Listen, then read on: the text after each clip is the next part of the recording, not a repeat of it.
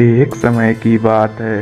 एक जगियापुर गांव में एक टूटे हुए घर में, जो कि छोटा सा था, उसी घर में एक बुढ़िया रहती थी। उसका बेटा और बहू दोनों एक हादसे में चल बसे।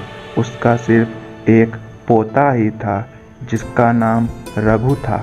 वह अभी छोटा था। वह रोज प्रातःकाल उठकर स्कूल जाया करता था।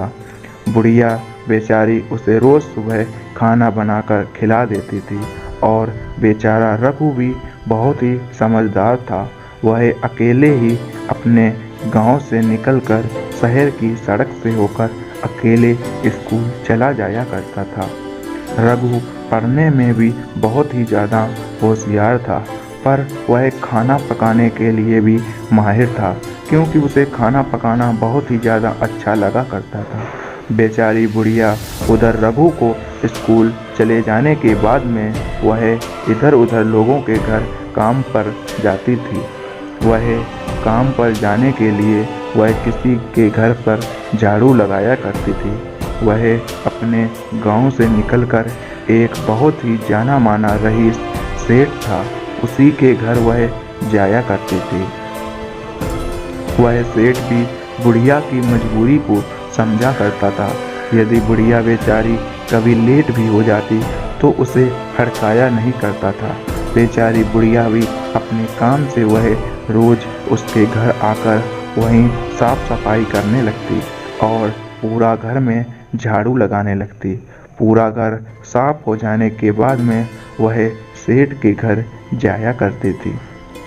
वह सेठ से अपने रुपए भी मांगती है, क्योंकि उसकी जैसे ही झाड़ू लग जाती तो वह तुरंत अपने रुपए मांग लिया करती थी, क्योंकि वह उसी से ही अपना घर चलाया करती थी। बुढ़िया झाड़ू लगाने के बाद में तुरंत वह सेठ के पास जाती है। सेठ बहुत ही अमीर था। वह भी बुढ़िया को तुरंत पैसे दे दिया करता था। तभी बुढ़िया सेठ के पास पहुंचती है। मालिक, पैसे दे दो, मेरा बेटा स्कूल है, उसकी फीस जमा करनी है, पैसे दे दो। तभी सेठ उसके पैसों को दे देता है और बुढ़िया भी उस पैसों को लेकर चली जाती है। उसका यही सिलसिला लगातार चलता रहा। इस प्रकार से काफ़ी दिन बीत गए। फिर एक दिन वह दिन आया जब बेचारी बुढ़िया काम कर कर आई। वह काम करने के बाद बहुत ही ज़्यादा वह थक गई थी और अब वह बूढ़ी भी हो गई थी, इसलिए वह वहीं पड़े बिस्तर पर वह लेट जाती है। तभी उसका पोता रघु भी आता है। वह अब काफ़ी बड़ा हो गया था, इसलिए वह खाना अब खुद बना लिया करता था। तभी वह अपनी दादी के लिए अंडे बनाकर लाता है और दादी को वह उठाता है। दादी, ओ दादी, चलो खाना खा लो, देखो मैं अंडा बनाना, कितने बढ़िया अंडा है, कितना स्वाद आ रही है, वाह, बहुत बढ़िया अंडा है। तभी उसकी दादी उठती है।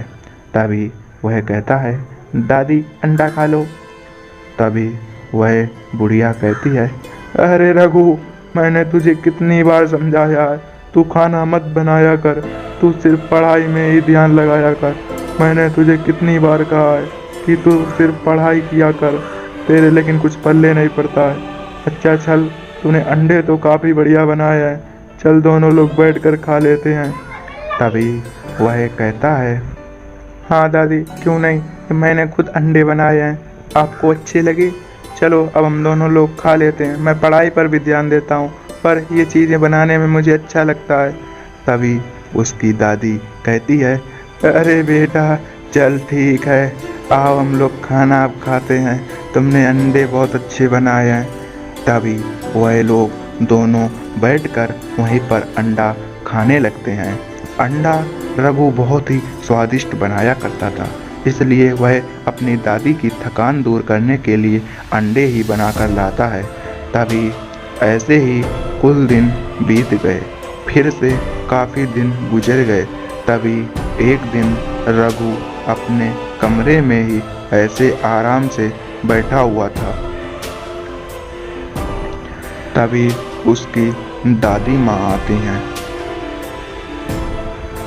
रघु आराम से बिस्तर पर बैठा था, तभी उसकी दादी माँ आती हैं और वह बेचारी बहुत ही हकलाकर बोलती हैं, अरे बेटा, आज तो बिल्कुल भी काम नहीं मिला। अब वो सेठ ने भी किसी दूसरी को काम पर रख लिया। अब मैं कैसे घर चलाऊंगी? अब किसी के घर पर झाड़ू लगाने के लिए भी नहीं बचा है। अब मैं क्या करूं?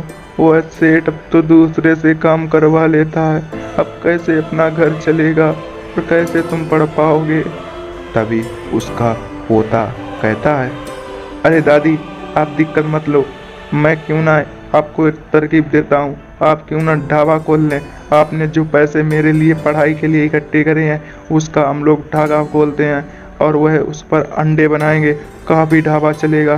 तुम मेरी बात मानो दादी, वह पैसे मुझको दे दो और हम लोग ढाबा खोलेंगे, तो उससे बहुत ही अच्छा घर चलेगा।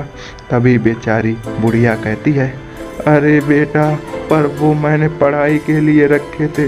तभी रघु कहता, बना रहने दो दादी, मैं ढाबा लगा कर लूँगा।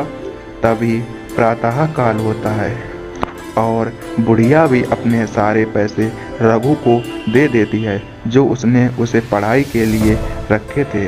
तभी रघु आता है बाजार में और वह अपने गांव से निकलकर शहर की ओर जाता है। वह वहीं पर अपनी एक दुकान टूटी हुई बिल्डिंग के पास लगाता है, क्योंकि वहाँ पर बिल्डिंग बनाई जा रही थी और वहाँ पर बहुत सारे लेबर भी थे। इसलिए वह वहीं पर अपनी दुकान खोलता है ताकि उसका दुकान बहुत ही ज़्यादा चले और उसमें बड़े स्वादिष्ट अंडे बनाकर अपनी दुकान पर रखे और ज़ोर ज़ोर से अंडे बेचने लगा। अंडे लो अंडे, सस्ते दाम में अंडे लो अंडे, काफ़ी स्वादिष्ट अंडे हैं भाई साहब, अंडे ले लो अंडे अंडे। वह इसी प्रकार से चिल्लाने लगा और तभी उसकी दुकान पर एक आदमी आता है। वह काफ़ी हैंडसम आदमी लग रहा था। वह आता है और वह कहता है, अरे बेटा, अंडे, तुम अंडे बेच रहे हो? चलो एक प्लेट अंडे दे दो। लगता है बहुत स्वादिष्ट अंडे बनाए हैं, काफ़ी खुशबू आ रही है, मन नहीं रहा गया, इसीलिए मैं आ गया।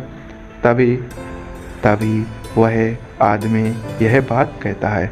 तभी रघु कहता है, हाँ मालिक, क्यों नहीं, मैं गरीब हूँ, इसीलिए मैंने सोचा अंडे ही बनाने लगूँ।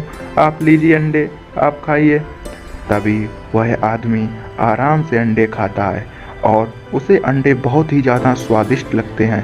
तभी वह आदमी कहता है, अरे वाह बेटे, तुमने तो बहुत ही ज़्यादा अंडे अच्छे बनाए हैं, मज़ा ही आ गया, दिल खुश हो गया। अब तो मैं तुम्हारी यही दुकान पर आऊँगा अंडे खाने के लिए। चलो फिर ठीक है। तभी वह आदमी चला जाता है और तभी उसके बाद में अब तो उसकी दुकान पर लाइन लग गई। एक आदमी आता तो दूसरा चला जाता उसकी दुकान पर। जानो अब इतनी भीड़ लगने लगी, जानो उसकी दुकान पर अब अमृत हो।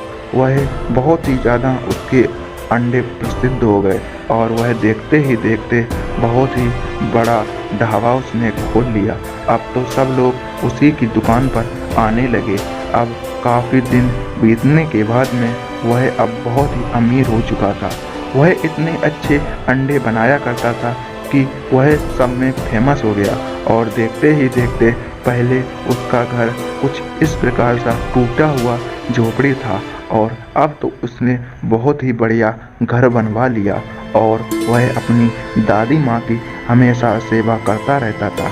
वह रोज़ प्रातः काल उठकर अपनी दादी का आशीर्वाद लेकर तभी वह दुकान की ओर चला करता था और वह अपने अंडे बनाया करता था।